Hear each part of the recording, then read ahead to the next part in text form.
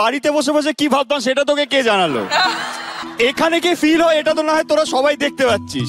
বাড়িতে কি ভাবতাম আমি, যে হে ভগবান আর যেন ওই অ্যাঙ্কারিং এত ঘন্টা না দাঁড়াতে হয়, একটু জাজেস টেবিলটা যেন ফিরিয়ে দেয়।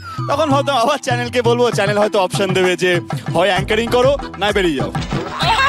তখন আবার কি বলতো, আমি বেরিয়ে যেতেই পারি, কিন্তু আবার নতুন প্রসেস, সেই ডিরেক্টরের পায়ে পড়ো, ক্ষমা চাও, বলো আর করবো না, ভুল হয়ে গেছে, হ্যাঁ এবারের মতো ক্ষমা করে দেখলেন। এটা একটা লম্বা প্রসেস। না হলে আই মেনটেন মাই ইগো বাবা, হ্যাঁ আই মেনটেন মাই ইগো, কিন্তু it's a long process. Hot করে ফোন করে ক্ষমা করে দাও অভিজিৎ, আর হবে না। লংটা তোর কোনো আইডিয়া নেই।